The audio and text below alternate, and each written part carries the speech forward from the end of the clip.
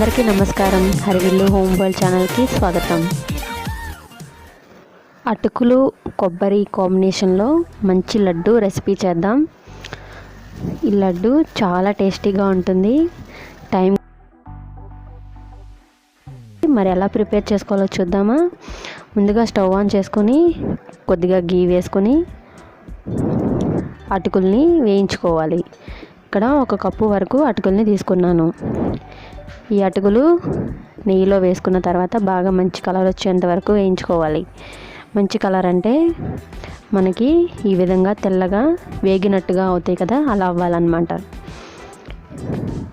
ఇప్పుడు వీటిని పక్కన పెట్టేసుకోవాలి ఒక ప్లేట్లో. అదే ప్యాన్లో కొద్దిగా గీ వేసుకుని 1 అరకప్పు వరకు కొబ్బరి పొడి, ఎండు కొబ్బరి పొడి తీసుకుని వేయించుకోవాలి. కొంచెం పచ్చిదనం అంతా పోవాలన్నమాట. చూసారు కదా, ఈ విధంగా వచ్చిన తర్వాత స్టవ్ ఆఫ్ చేసుకొని మనం ముందుగా వేయించి పెట్టుకున్న అటుకుల్ని ఒక మిక్సీ జార్లోకి తీసుకొని మెత్తగా కాకుండా కొంచెం బరకగా గ్రైండ్ చేసుకోవాలి. నేను ఇక్కడ అటుకుల్లోనే 1 అరకప్పు వరకు బెల్లాన్ని తీసుకున్నాను. అలాగే 2 యాలకులు.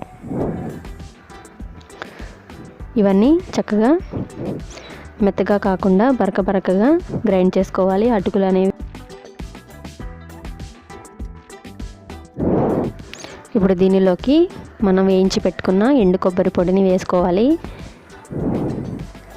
వేసుకుని అదే ప్యాన్లో స్టవ్ ఆన్ చేసుకుని కొంచెం నెయ్యి వేసుకుని దానిలోకి ఎండు ద్రాక్షని వేసుకుని వేయించుకోవాలి.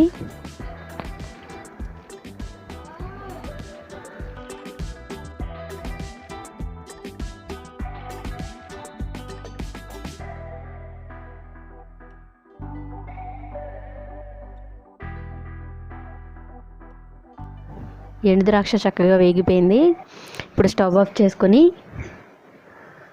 దీనిలోకి మనం ముందుగా గ్రైండ్ చేసి పెట్టుకున్న కొబ్బరి అలాగే అటుకుల మిక్స్ని దీనిలో వేసుకుని మీకు ఇష్టమైన సైజులో లడ్డూలు చుట్టుకోవాలి.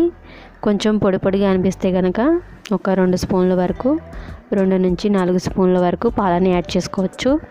కాచి చల్లార్చిన పాలైనా సరే, వేడివేడి పాలైనా సరే యాడ్ చేసుకోవచ్చు.